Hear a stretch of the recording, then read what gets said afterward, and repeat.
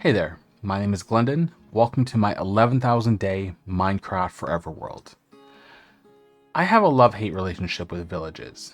They bring so much life to your Minecraft world, and interacting with the villagers unlocks dozens of blocks and items, not to mention the experience points. I've never felt the need to build an Ender. Villager trading recharges all my tools and armor. But there are so many flaws with villages, especially Savanna villages.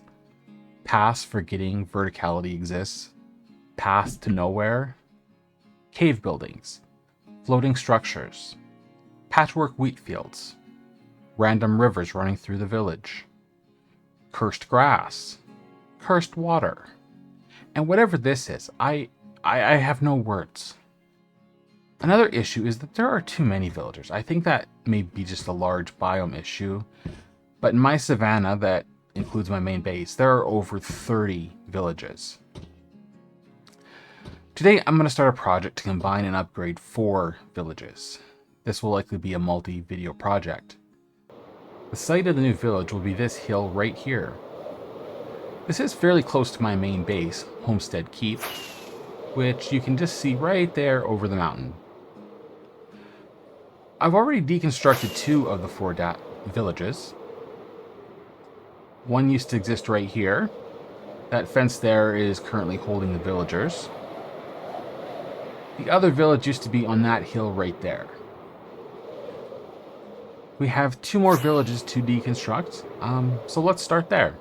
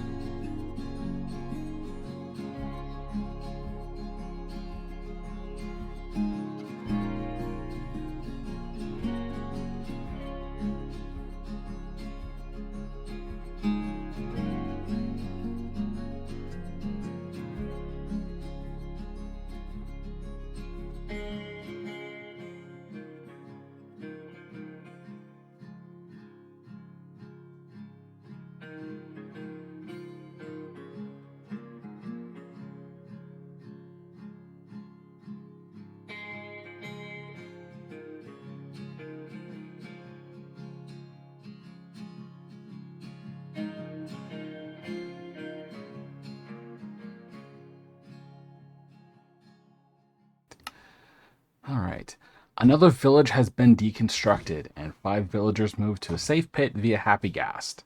That village was located over the hill behind me. I also moved the villagers from the first 2 villages I deconstructed to the same pit via rail. 1 more village to go, this one right here, and then we need to clear the site for construction of our new village, which will be located on this hill right here.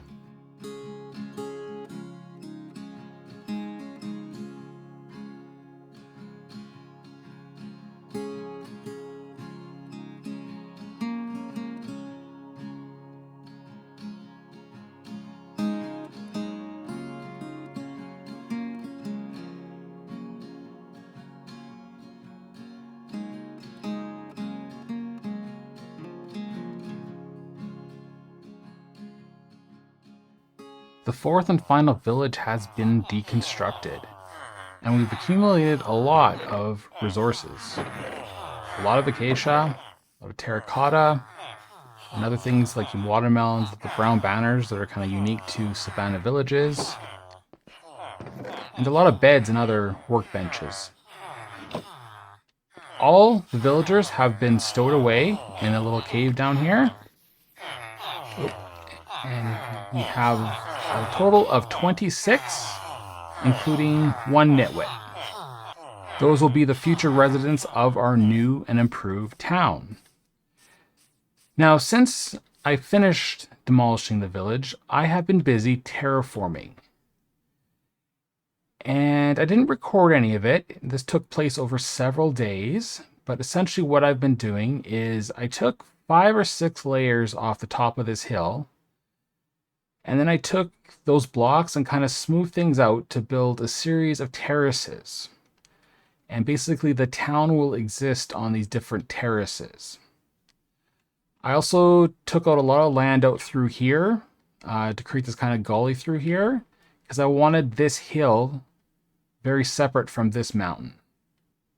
Now would be a good time to explain the vision for the new and improved village.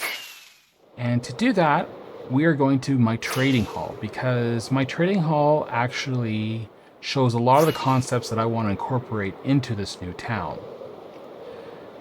My trading hall really isn't a hall as much as it is a little village. And you can see it here.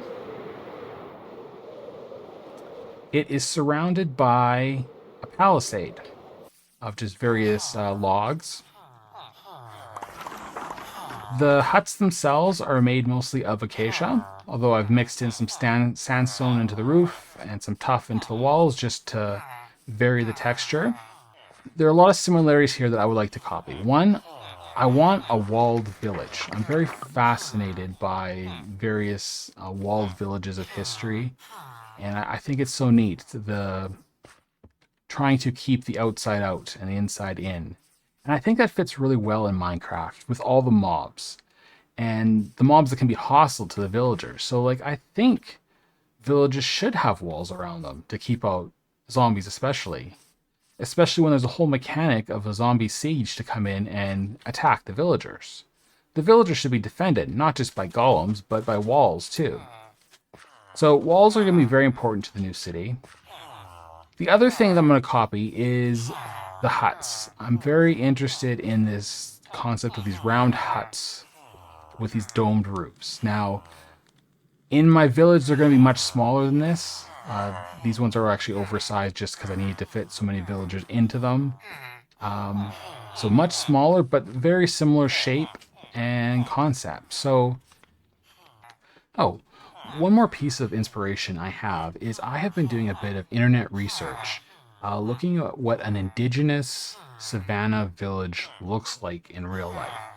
And I've come across some pictures, which I believe are from the Maasai tribe in Africa.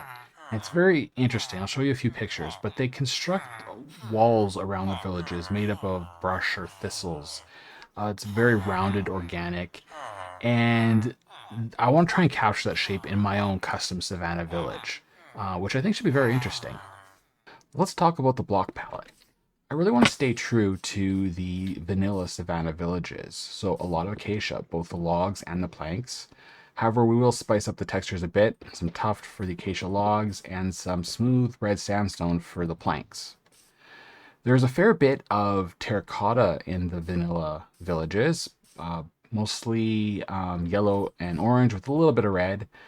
I'd like to add 2 new colors, brown and white. And there is a bit of the glazed terracotta as well, but I'm going to be adding a lot more of that, so I'll be using those blocks as well. That's the basic palette of the vanilla Savanna villages. I'm going to add a little bit more. One, I'd like to introduce the packed mud, both just the regular and the brick version.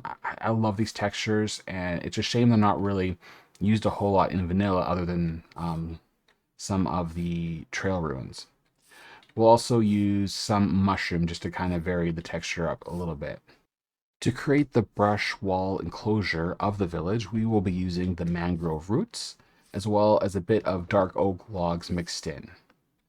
So that is the base block palette, and I would like to get started by building out the walls.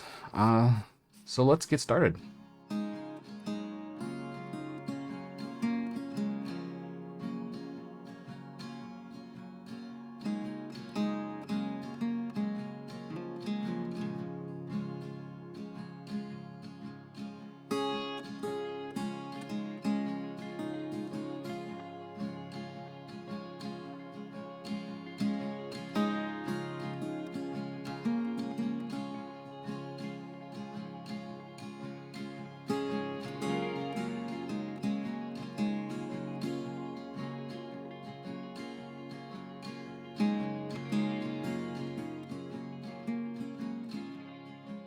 All right, well, the brush walls have been constructed. What you didn't see is I've also been working on the roads. So I'm on my donkey here, or my mule.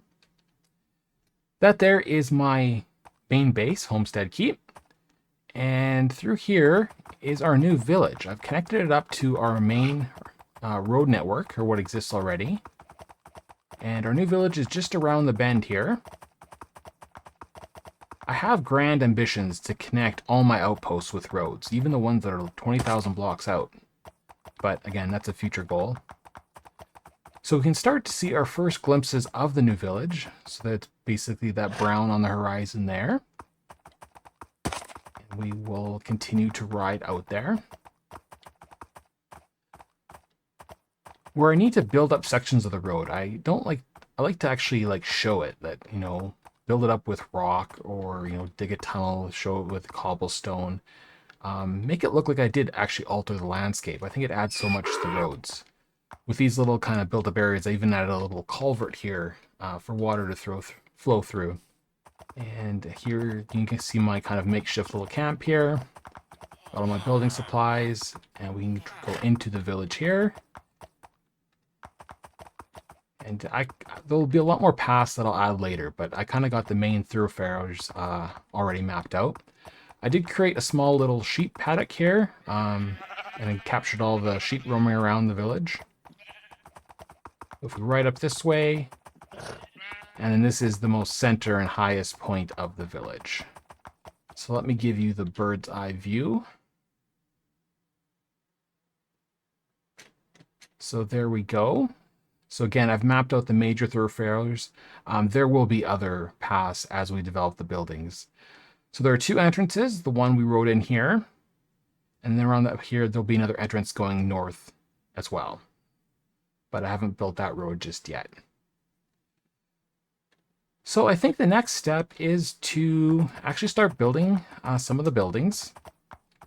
And I think we're going to start near the sheep paddock here, maybe with a shepherd. And maybe a butcher hut as well, but we'll see.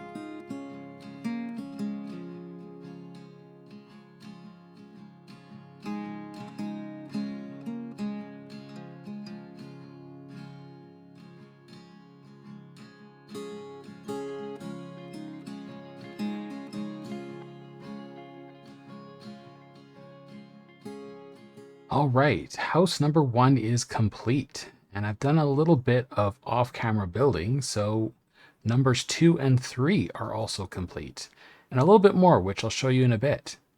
Before we start the tour, though, just like to kind of mention that I am kind of a new content creator, so any interaction you take with this video, whether liking, subscribing, sharing, it's just a massive help to me, and I do appreciate it, so thank you. All right, let's check out the houses. So this is the one you saw me build, and it is decorated now. So it is a butcher hut. So basically, we have a bed, a chest, rug. I like how the glazed terracotta kind of adds a bit of decoration to the walls. This is a new mod I found that actually, if you name certain food items a certain way, it'll retexture them as if they're on a plate. And when you place them in an item frame, this shows an item. And I love that. I wish all items could do that in the game, but... And back here, we have the villager's workstation, so the smoker. Again, we have some raw mutton here. And this is a little macabre, but yeah, sheep head. I have dyed all of our sheep brown here, and gave them a little bit of enclosure to protect them. They're brown because one of the characteristics of the Savanna villages is they have these brown banners hanging everywhere. I'm not sure if they're meant to represent leather or wool, brown wool, or it could be both. But yeah, so we need brown sheep if these are going to be brown wool.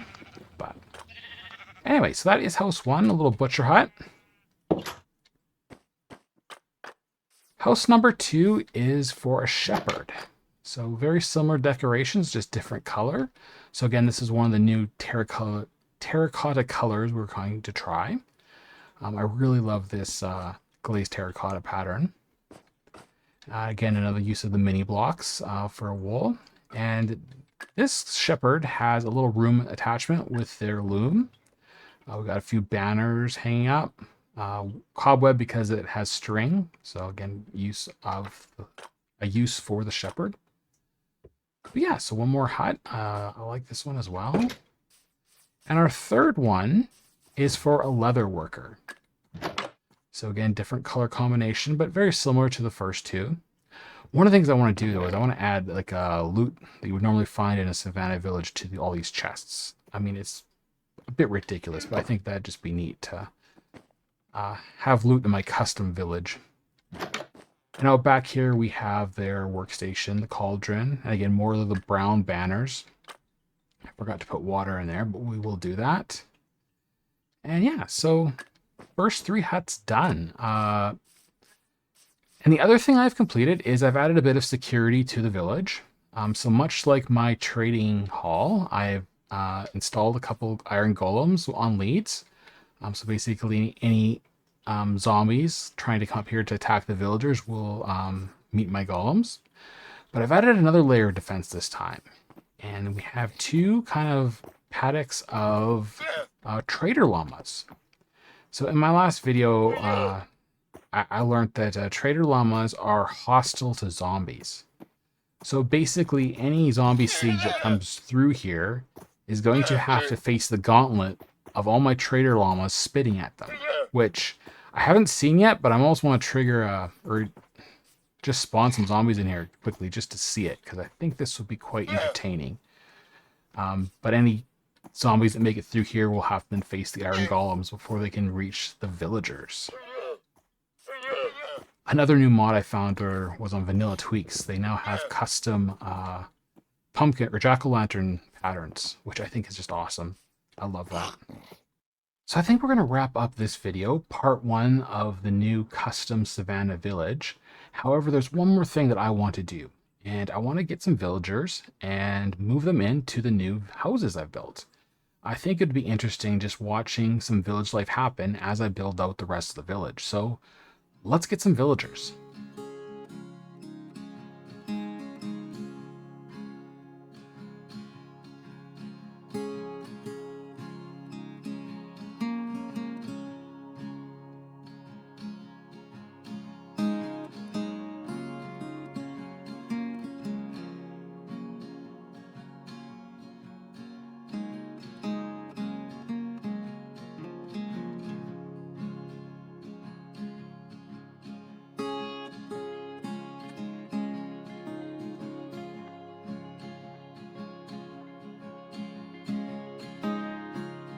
Mission accomplished. We have our first 3 residents of our new custom Savanna village. And that's the end of the video, so I hope you enjoyed it. Again, please like, subscribe if you want to see more of my Forever World, and until next time, we'll see ya.